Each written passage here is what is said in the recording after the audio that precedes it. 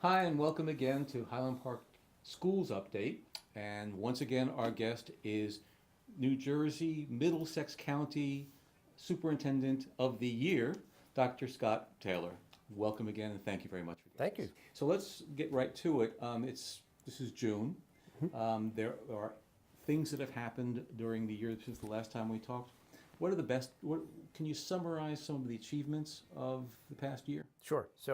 Um, one of the crowning achievements that is capping off the year in style has been U.S. News and World Report's recognition of our school district's stature in the state and the country. Our high school has been ranked number 17 in the state, number 397 in the country, and we are touted to have the 109th best STEM program in the country.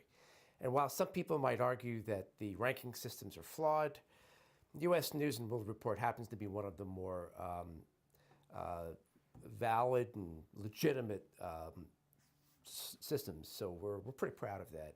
It's the first time our high school's ever garnered gold status by the publication, so we're happy with that. What does gold status mean? So the top, I believe, 500 high schools in the country, according to U.S. News and World Report, are ranked gold. The next tier, silver, and then there's a bronze level. So never before has our high school been ranked as highly as it is, and what I am most prideful about is that it is recognition that the strategic plan we put in place a little over 2 years ago is the real deal. We have been putting a lot of emphasis on promoting educational equity, maintaining relationships between kids and their adults in their schools, and while doing all of that, never lost sight of the need to facilitate rigorous curriculum and instruction. And the U.S. News and World Report is showing us you can do all of that. You know, you're not sacrificing quality academic for social emotional support and other things that we're focused on. Do you see this day to day in the school? What measures in the school itself can you look at and say, well, we're going the right way? So we are starting to see, albeit not as drastically as we'd like to see, more of our disenfranchised students, students of color, Hispanic students, our economically disadvantaged kids. Those are the kids who receive subsidized meals from the federal government, our special education students, take more rigorous programs and be successful in those programs. Our advanced placement course, otherwise known as AP course, offerings have expanded. We now offer 15 different courses, which is quite a bit for a school our size. And we have more and more kids in those subgroups I just mentioned taking those courses and doing well. A lot of the U.S. News and World Report's criteria is based on how much access you give to AP classes, to kids to take AP classes, and how well they perform. Our kids are performing better than their peers, and they're taking more rigorous classes than their peers. So to me, it's like the fruits of our labor having been finally realized. But the goals that you set on that pathway to excellence, has there been a measure against them, and have you been so satisfied with that measure? That's a great question. So just yesterday, I had a meeting with a steering committee made up of board members, parents, and teachers who helped me guide the community through the strategic planning process. I showed them color-coded sheets that represented what goals we've attained, what we are still in progress towards attaining, and those that were non-starters, which is never lifted off the ground.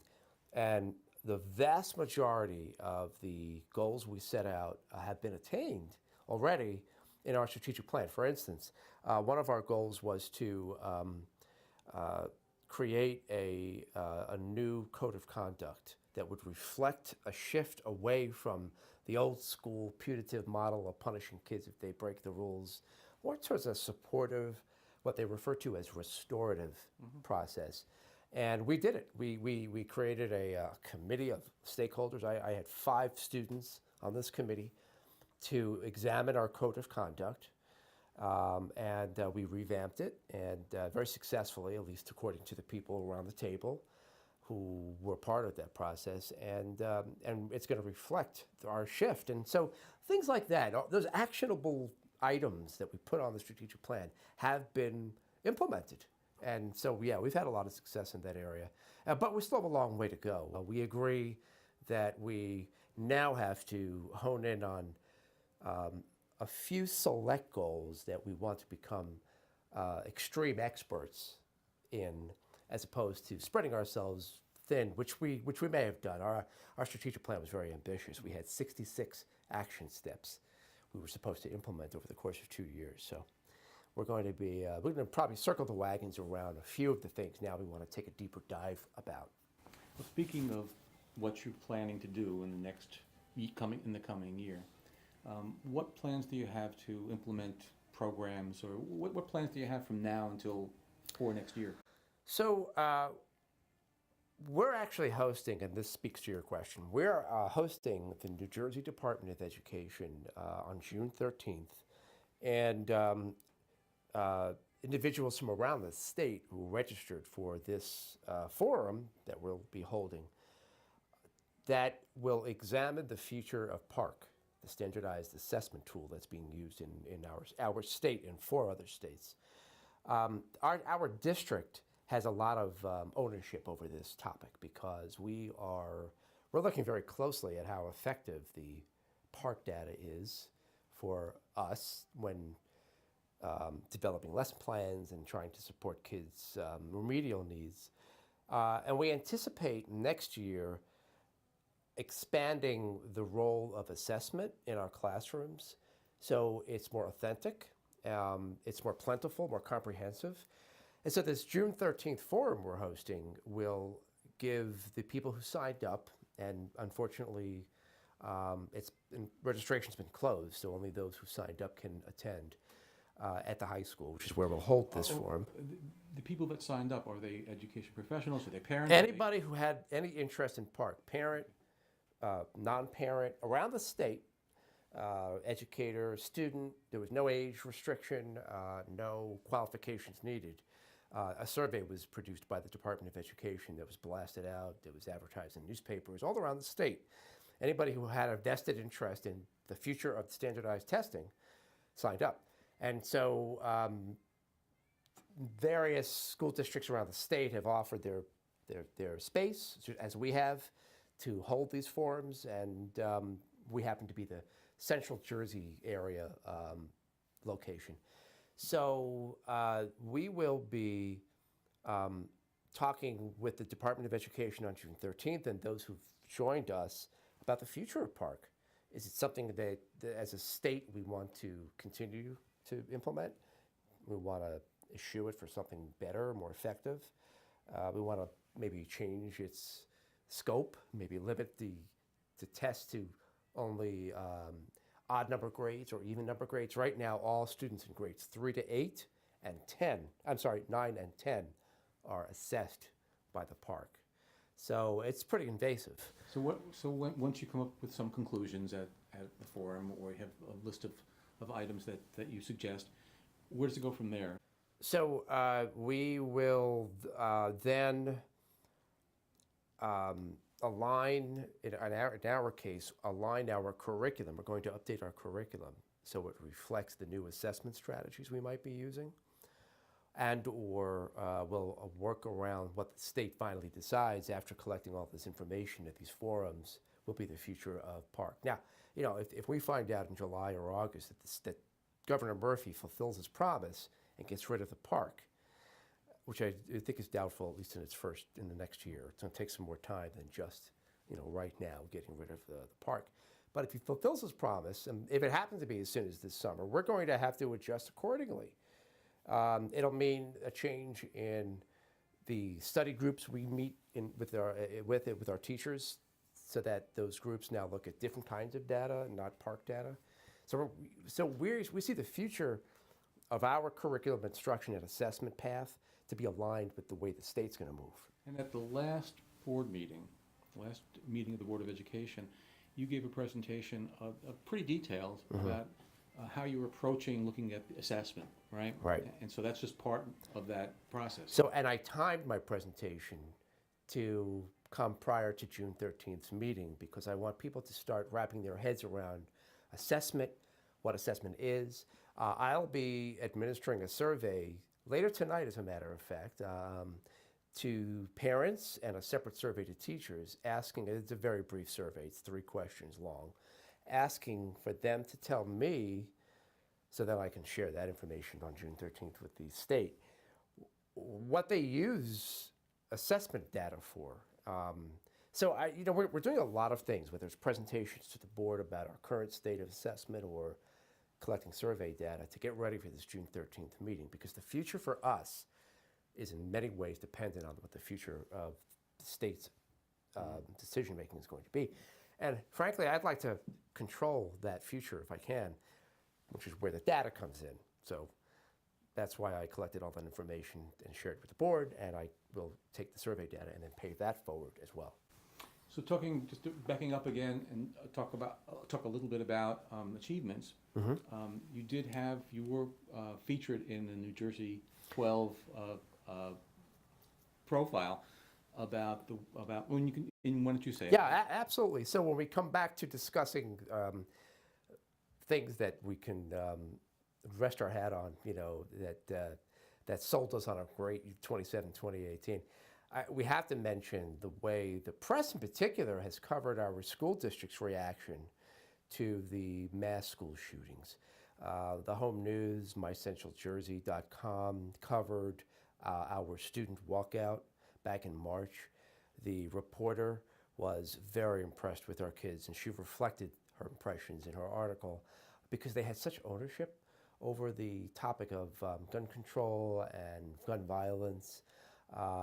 In March, the reporter was very impressed with our kids, and she reflected her impressions in her article because they had such ownership over the topic of gun control and gun violence.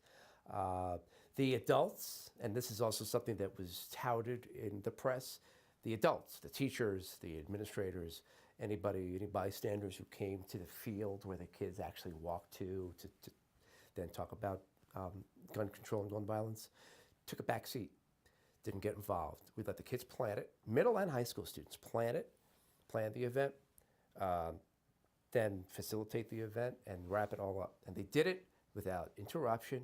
We didn't need to discipline students for walking out. We worked with the kids. We said, hey, look, guys, you plan something that we can live with and we'll give it up to you. And we did. No behavior problems. Kids were focused. I mean, I had over 500 students in the bleachers at the high school track.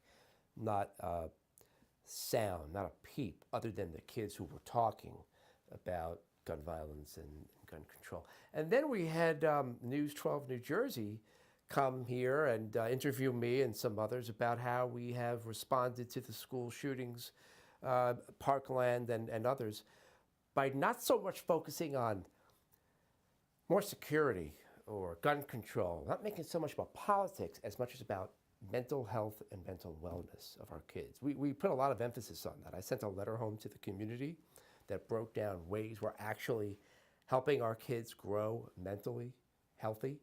And the news jumped on that as well. So I think Highland Park is making a name for itself again, like back in what I consider the golden era of the 90s, maybe even the early 2000s, as a very academically high-performing school district, but one that's not only a high-performing academic school district, but a fair, equitable, supportive, nurturing learning environment as well. Let me back you up just a sec about the reaction to some of the school violence that's happening throughout the country. It happens with sickening regularity. What happens in a school that the next day? What do you do to address that? I mean, what you just said about programs vis-a-vis mental health and emphasis on that is one thing, but what do you do in that immediate aftermath? So if you go back to the board meeting in March, I forgot the exact date, the night Parkland happened, the Parkland shooting in Florida happened, you'll see me on my phone texting and on my computer, and which I rarely do at a board meeting.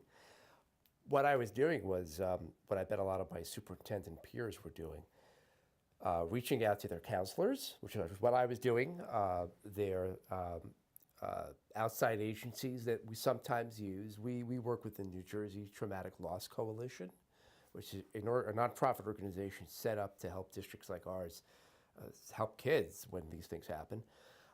To make sure that that next morning when kids walk in the door, and teachers, by the way, adults were as impacted by Parkland as kids were, if not more in some cases, because now the conversation around the country is about potentially arming teachers and teachers being on the front lines and what their responsibilities are. So they're thinking about all the ramifications of a mass school shooting like the kids are. So that night I'm arranging support in place to be in place in the next morning. What does that look like? Well, kids walk in, they might meet in an assembly, be spoken to by one of our counselors or the principal about the incident, maybe open up for some questions and answers, but then follow up by saying, look, this is what we've set up for you guys in case you want to talk to anybody. You won't be penalized if you leave your class and you go to our teen center or the guidance counselor's office. So that's what happens, and I'm sure that was happening in school districts all around the country, not just here in New Jersey. And you said something that really struck me, that it's the adults also that are affected by this, particularly when you have this dialogue around the country. Maybe it's not a dialogue, but whatever it is, this chatter around the country, that arming teachers so that they become Arnold Schwarzenegger as opposed to a teacher. Any kind of conversation about that? Yeah. Well, we haven't had that conversation, and I think it's because it's not a non-starter in Highland Park. I don't even think it's fair game for us to be talking about. The chatter was about, be frank with you, and this leads me to something else I'd like to discuss. The chatter was about how can we bolster security here. Yes, Dr. Taylor, we know we want to support the mental well-being and health of our kids, but how are you also going to assure me that some random person from outside our school community is not going to come in and do violence? So there's a lot of chatter about that, and that is what leads me to share with you another plan we have for next year, which is to bolster security, but not by arming people, not by having more police presence, but rather by doing three things, which has really excited our board, our administration, and I think many of our teachers. One, we are going to hire an additional administrator while maintaining the budget that we presented to the community. That administrator will be the high school assistant principal. We currently have one assistant principal shared between the middle school and the high school who can't possibly do that job justice, as much as she's done a good job of her work. So she is going to go to the middle school, and we just recently hired, and it'll be formally approved soon by the board, a new assistant principal who has a guidance background and a student assistance counseling background. She has checked off all the boxes that we needed to have somebody help us support the kids, but also be a visible presence in the hallways and the classrooms to prevent violence and other security issues that people were concerned about. The second thing we've done is, thanks to a lot of community input that we gathered on April 24th, it was a night we had over 80 residents, parents, teachers, students, administrators come, and board members come to talk about safety and security. Thanks to that night, we crafted a new position called the Youth Safety Specialist.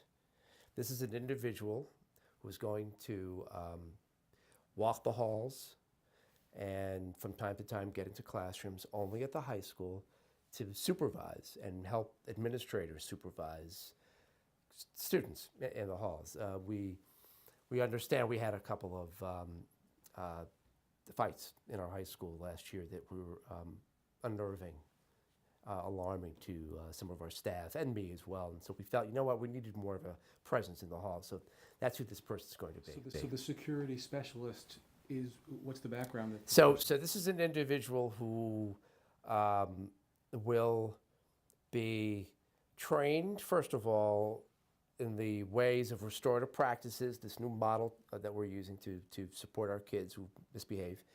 But the person is going to be responsible for intervening when there are altercations. I mean, kids do get into fights.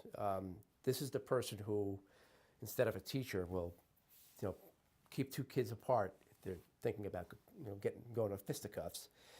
Will establish close enough relationships with kids by getting to know them on a personal level that the specialist will be able to tip us off and say, hey, I think something's brewing. I want you to know about it. I'm trying to mediate it, but you might want to get some extra hands in there. This is somebody who's going to monitor our security cameras. We're going to purchase approximately another 100 security cameras just for our middle and high school. And it's going to be wireless so that we can actually monitor the cameras on our phone. I need somebody to be able to do that. That's what this person's going to do. This person's not only going to be walking the halls and having sessions with individual students so they can get to know each other, but also monitor from time to time. Absolutely. What's happening in these, how many cameras? 100 cameras? About 100 additional cameras to the however many we have now. Okay. Double digits. Yeah, so, some school districts hired, East Brunswick, for instance, made a big splash after Parkland about hiring police. Yeah, so how did that conversation go at that meeting? Because I know that in April? That was a big controversy about having a policeman, a policeman with a gun nearby. So, I get to that. I do want to make sure, though, that the community recognizes what this person is going to be doing, and then I'm going to get back into the April 24th forum. Whereas some districts like East Brunswick decided to hire armed guards permanently, full-time, staffed in the schools, we said to ourselves, why do we need another weapon? And why don't we need a weapon in a school? Why not hire somebody who's going to be both that extra set of eyes, but somebody who, when we hire that person, of course, we'll have to vet the person's background, has the qualifications and personality to develop relationships with kids. So we don't have to have these problems. April 24th brought together, as I said earlier, over 80 people. We fed them with a hot dinner, thanks to the Highland Park Education Association, our teachers union, and we had some very honest conversations about everything from the role of a police officer in a school to what this safety specialist person would look like, to profiling, racial profiling in the school and out of the school, to privacy issues. To be frank with you, the only hot button issues that came out of that whole night really had to do with profiling, because it was piggybacking against some other issues that were occurring in our community. But there was no contention about the youth safety specialist. There was clarification about what the police department's role is in our school district, and there was some questions and concerns about how much the district shares with police when there is a discipline problem. Clarified the boundaries, and I think that our community was satisfied with our clarification. So you know what? It was a great opportunity for people to have a voice, and for us, the district, to take all the information we gathered from that meeting and then have it help us develop this youth safety specialist job description and tweak a few things here and there. There is one other thing I want to share with you, though, I'm very excited about, speaking of safety and security. So I've been throwing out this phrase. Three things. You mentioned two. The assistant principal, the youth safety specialist, right, and now the third. So I've been talking a lot about restorative practices. Anybody in the community who's interested in learning more about it can either go to our website, and we have a search engine. They can just type in the phrase restorative practice, or they can Google it, or they can go to the website www.iirp.edu. That is the website for the organization called International Institute for Restorative Practices that we've worked with to help this thing go forward. We are making what was a part-time, like 2-hour-a-day position responsible for helping us implement restorative practices, called the Dean of Restorative Practices, full-time next year. We're going to have one person, a teacher, dedicated full-time.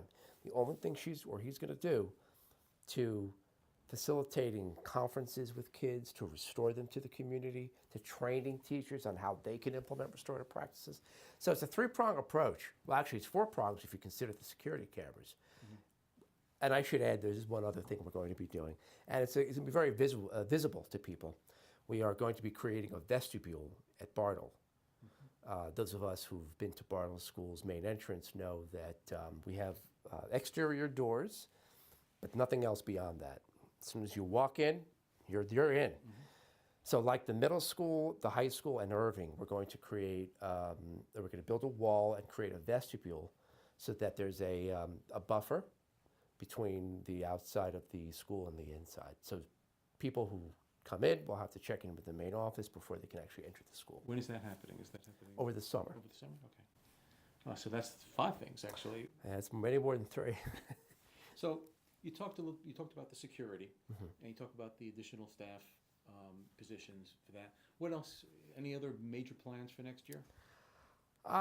Major. Well, we're going digital to a much greater extent. We're almost an entirely paperless school district. We'll be having our teachers complete their lesson plans online. Our teachers who request days off will have to go through computer to do it. Currently, it's all done by paper. So I'm pretty proud of the technological advancements that we're making to streamline process, save money on paper and whatnot. But that's it.